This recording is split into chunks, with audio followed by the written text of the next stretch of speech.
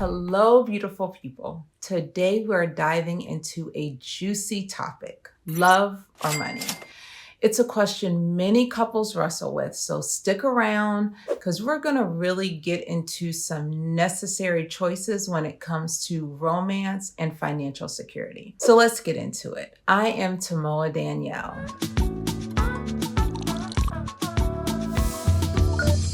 I often wonder, do the couples that have all the money and the financial stability, that are wealthy, do they really have the love? Or are the couples that have love, do they just really want money instead? I believe that you can have both. The thing is, a relationship can function just like a business. Yes, I said it, a business, because the foundation of a relationship should have systems, it should have processes, they should have your standard operating procedures. So this is because everything should run smoothly as possible. We need communication. So let's start with this. Let's start with the idea that you can't have both love and money.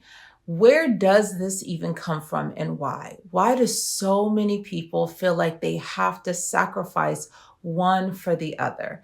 So we're going to go over some common beliefs, misconceptions when it comes to having these things.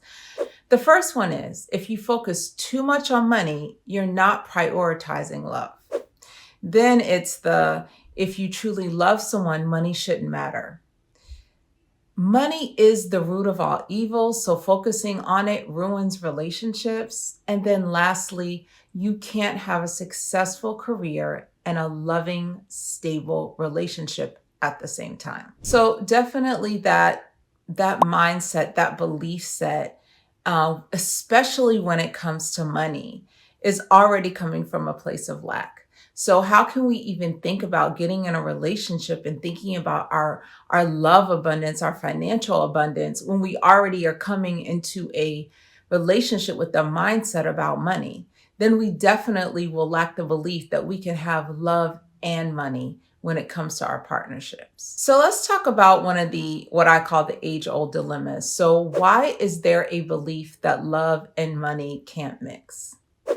So historically, money issues are definitely one of the leading causes of stress in relationships. It's actually one of the leading causes of why couples break up. So I've talked to couples, they started off with different financial mindsets, but then they learned how to align their goals with one another. They did this by setting up regular money dates. This didn't only improve their finances, but also their relationship. And they found out that being open with each other, that being able to discuss their financial fears, their past, it made them stronger with their partners. So I've also discovered what's the most common financial issues I see among couples, and how do I advise them to really tackle this. The most common issue is definitely the lack of communication. So many couples avoid discussing money until it's a problem. I always recommend transparency, regular financial check-ins. It's about creating a safe space for each other, about expressing your financial desires, and also talking about your worries without judgment. What I realize is a lot of times it is very hard for one partner to discuss their financial, issues, the way they think about money, is because it's connected with pain from the past, decisions that they make where they feel some type of shame around it. So really creating that space for transparency with your partner, with allowing them to talk with no judgment, is so important.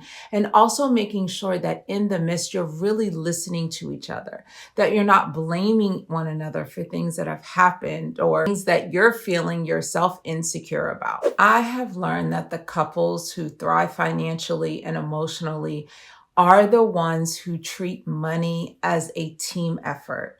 They make a decision to communicate, to set shared goals, to respect each other's financial decisions, perspectives, thoughts, feelings. The first thing is to start with understanding each other's financial background, your history. It is absolutely crucial to know where your partner is coming from, how they grew up, the past, the way that money was spoken about in the house, the way that they even look at their job, the money that they're collecting. What are their thoughts around paying bills on time? What are their thoughts around credit? What are their thoughts around assets, buying homes, going on vacations, their thoughts around spending money on their children? It is so important to talk about these things. And I always say right at the beginning, because you don't know what the other person feels, what their thoughts are. And a lot of times what I realize is the partner that you're asking these things to, they may have not ever even been asked these things in a relationship. They've never really thought about it that deep on a personal level.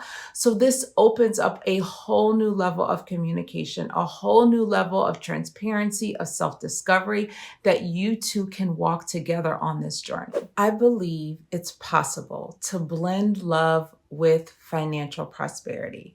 So I want to talk about some of these myths. So like the money changes people, or talking about money isn't romantic. What if I told you that being open about finances could actually bring you closer? So one of the reasons why I feel so strongly about this on a personal level is because I went through this in my marriage, especially at the beginning.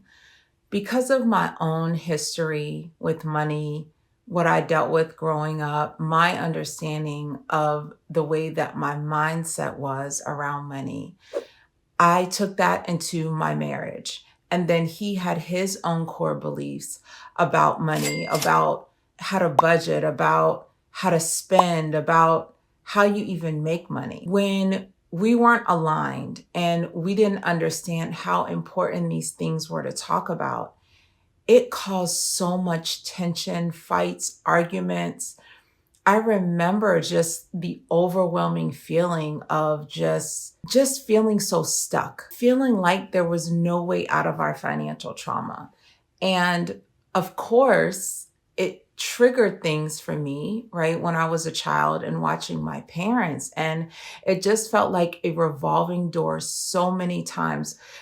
I didn't understand why we couldn't get on the same page. I didn't even feel like I had the support that we didn't have the support that we needed as a couple, because while of course there's couples counseling, because there are always other issues going on, but I didn't know anybody that could specifically help us at that time when it really came to talking about finances.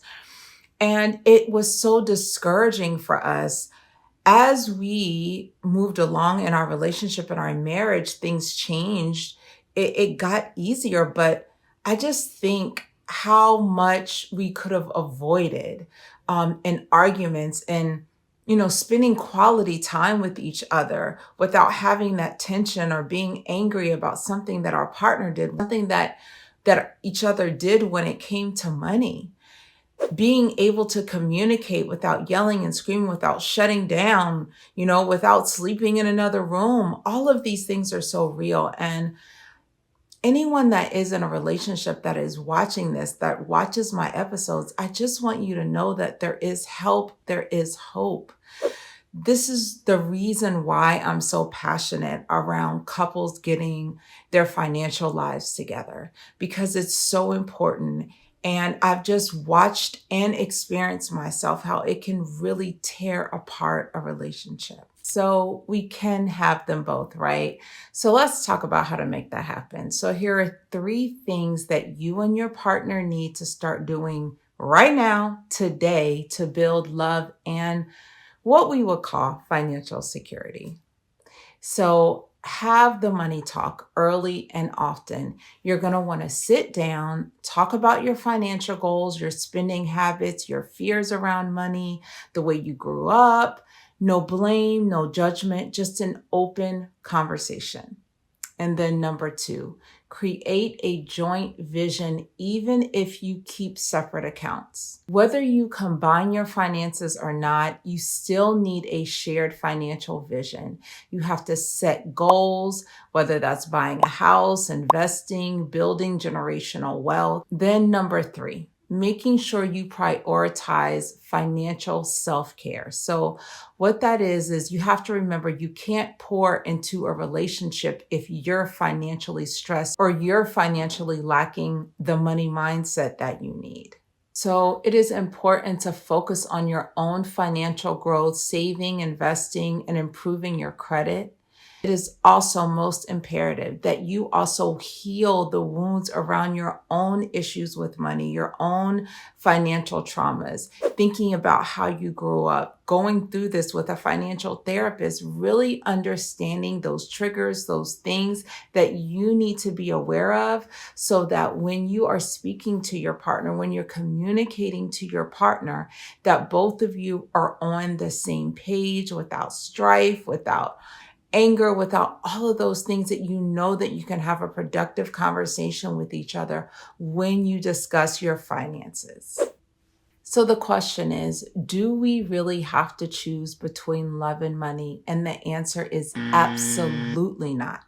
But it does take effort. It takes communication. It takes a game plan to make them work together because you are a team. So if today's episode gave you something to think about, I want you to go ahead and hit the button, share this with your partner, with your friends, with your family, and subscribe so you won't miss what's next. I want to hear from you. These conversations are so important. I want to know, what is your biggest struggle when it comes to love and money? Drop your comment below and let's keep the conversation going.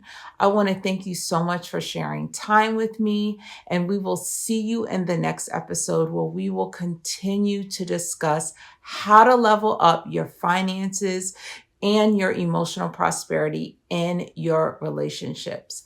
And remember, you are your greatest value. You are your greatest asset. Take care.